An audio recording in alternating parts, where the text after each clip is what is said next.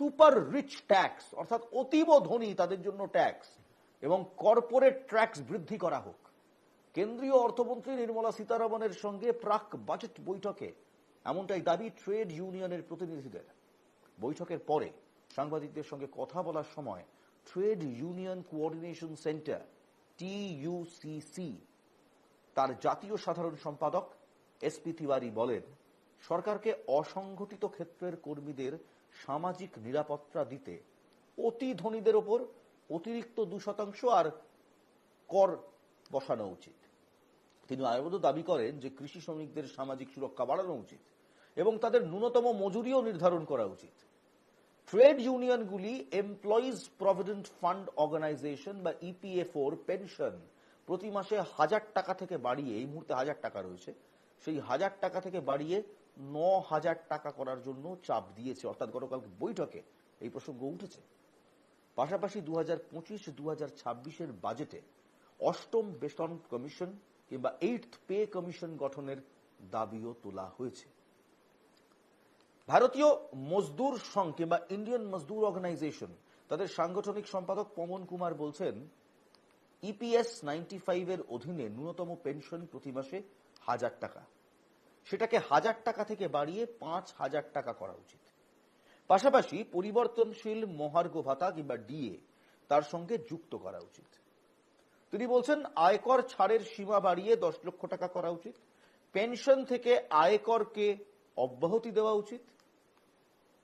সিটুর তরফে স্বদেশ দেব রায় দাবি করছেন, অবিলম্বে অষ্টম বেতন কমিশন গঠন করা উচিত। কারণ 2014 ফেব্রুয়ারিতে সপ্তম বেতন কমিশন গঠনের পর 10 বছর সময় পেরিয়ে গিয়েছে, তারপর আর কিছু হয়নি। National front of Indian trade ইউনিয়নের জাতীয় সভাপতি দীপক জয়সওয়াল তিনি বলছেন, অসংগঠিত ক্ষেত্রের কর্মীদের সামাজিক নিরাপত্তার সুবিধা প্রদানের জন্য EPF এবং ESI এর পৃথক বাজেট করা হোক। অর্থাৎ এখনো পর্যন্ত EPF এবং ESI একটি বাজেট থেকে কাটে, দুটিকে আলাদা করা হোক। সংগঠনের তরফে সারা দেশে প্রায় 8,20,00,000 গৃহকর্মীকে শ্রমিকের মর্যাদা দেওয়ার দাবি করা হয়েছে। ডোমেস্টিক হেল্প যারা বাড়ি বাড়ি গিয়ে কাজ করেন তাদেরকে শ্রমিক মর্যাদা দেওয়ার দাবি করা হয়েছে। প্রসঙ্গত, কেন্দ্রীয় অর্থমন্ত্রী নির্মলা সীতারামন আগামী 1 ফেব্রুয়ারি 2025-2026 অর্থবর্ষের বাজেট পেশ করবেন। তার আগে শ্রমিক সংগঠনগুলির পক্ষ থেকে যতগুলো দাবি করা হয়েছে সবকটাই কিন্তু অসংগঠিত ক্ষেত্রে শ্রমিকদের নিজেদের হক আদায়ের জন্য অনেকটাই সংযত বলেই মনে করছেন রাজনৈতিক মহলের একাংশ। কিন্তু সত্যি কি এতে সুদিন ফিরবে? কৃষি শ্রমিকদের সামাজিক সুরক্ষা বাড়ানোর কথা অনেকদিন ধরে বলে আসা হচ্ছে। অসংগঠিত সেক্টরে সামাজিক সুরক্ষা বাড়াবার কথা, EPF এর পেনশন 1000 থেকে 9000 কিংবা 1000 থেকে 5000 করার কথা, 8th পে কমিশন ঘোষণা করার কথা, এগুলো একটা দাবিও তো নতুন নয়, বহু দিনের দাবি। 2025-26 কি সেই দাবিগুলো মিটবে? এখন সেদিকেই তাকিয়ে রাখতে হবে। প্রসঙ্গত এখানেই বলে রাখা ভালো, এই সুপার রিচ ট্যাক্সটা কি?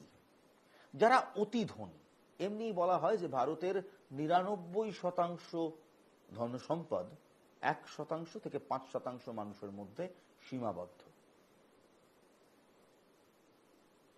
এই যে যারা সুপার রিচ, অতি ধনী ব্যক্তি, তাদের যে কর দিতে হয় সেই কর আরো 2% বাড়ালে সরকারের আয়ের জায়গা তো কর, সেই আয়ের জায়গা থেকে আম জনতা কিছুটা হলেও নিষ্কৃতি পাবে।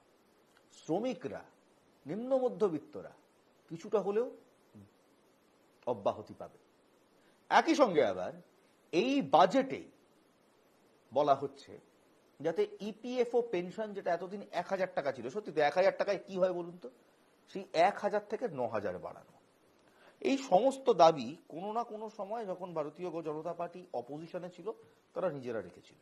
এই পে কমিশনের দাবি যখন ভারতীয় জনতা পার্টি নিজেরা বিরোধিতায় ছিলেন তখন তারা রেখেছিলেন, যখন কংগ্রেসের সরকার ছিল। কিন্তু গত 10 বছরে 2014 থেকে 2024 অবধি এই একটিও দাবি কিন্তু পূরণ হয়নি।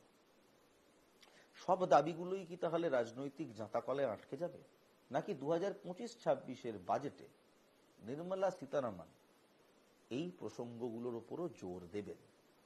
আর কয়েকদিনের অপেক্ষা, 1 ফেব্রুয়ারি 2025-এ অর্থবর্ষ 2025-26-এর বাজেট পেশ করবেন নির্মলা সীতারামন, এবং সেদিনই ট্রেড ইউনিয়নের প্রতিনিধিদের সঙ্গে তার বৈঠকে যে যে বিষয় নিয়ে আলোচনা হলো, যে যে পয়েন্টগুলো উঠে এলো, সেগুলোর আদৌ কোনো রকম অ্যাড্রেসাল কিংবা রিড্রেসাল পাওয়া যায় কিনা সেটার দিকেই চোখ থাকবে।